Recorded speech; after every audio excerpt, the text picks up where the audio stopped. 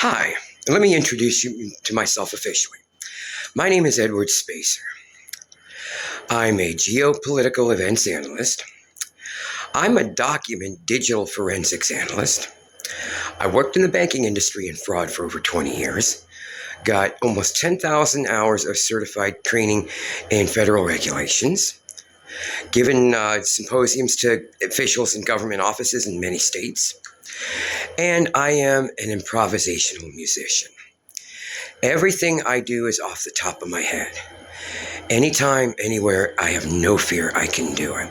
I'm in that vibrant flow. I can just do it.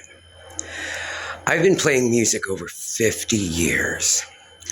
When I used to hear a song on the radio as a child, I could imitate and break down each and every one of the instrument tracks and reorchestrate it. I started with a nylon string guitar when I was 4 years old. That's how I started. This is one odd but very good thing that happened with my influencing. For whatever reason, disco freaked me out growing up. White men with afros and polyester, with a puffed out mustache and the half fucking biker boots when they weren't even bikers, you know? And the bell bottoms were ridiculous. That drove me into rock music.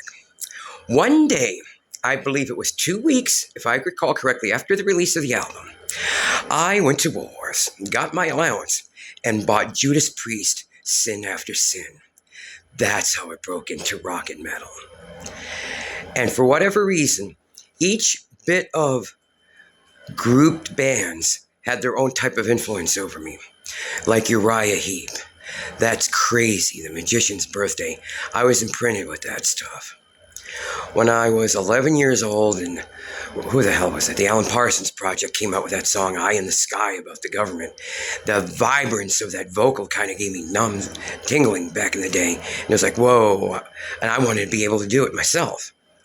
But I do my own thing in my own way and method. And it's like with Pink Floyd, yeah, regardless of, I don't care who did whatever politics, they learned and were the masters of creating atmosphere and mood to your music.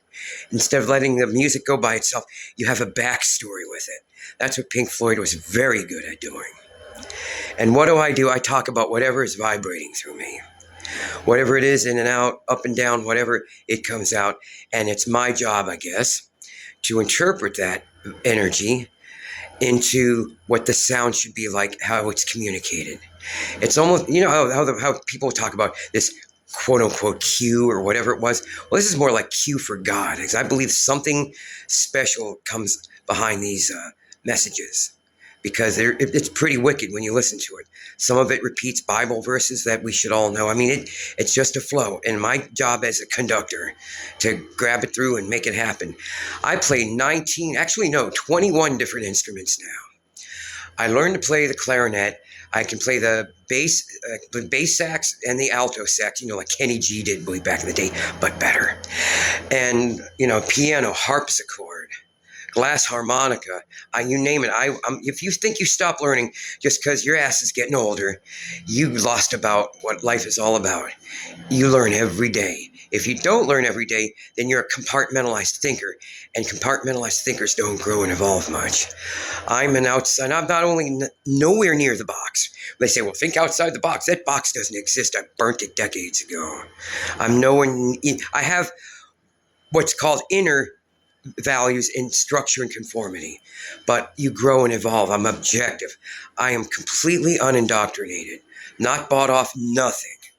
Everything that I do is completely me.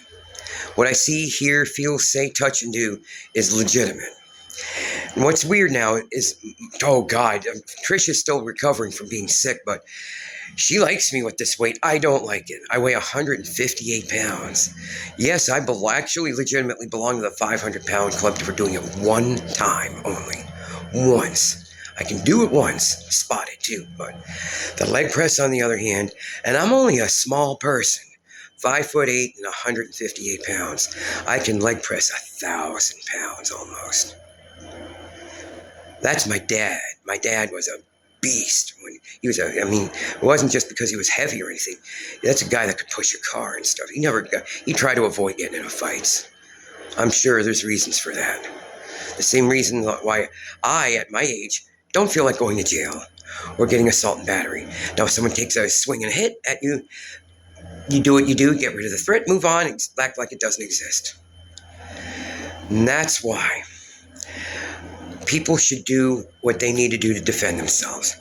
Not so that they can provocate a fight or an action or something to try to say, oh, well, I got to use my gun.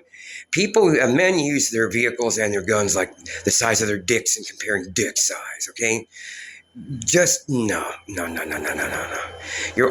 I understand about human psychology enough that when you're overcompensating, it is a balance back psychologically to a deficiency that either you know you have or don't know you have, and it's your psyche's way of trying to overcome that and make your image the way it is.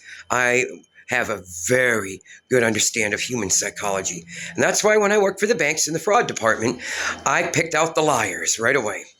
Because there are certain things this human psychology will have you do and say when you're attempting to be deceptive, acting like it's the truth. It just doesn't work.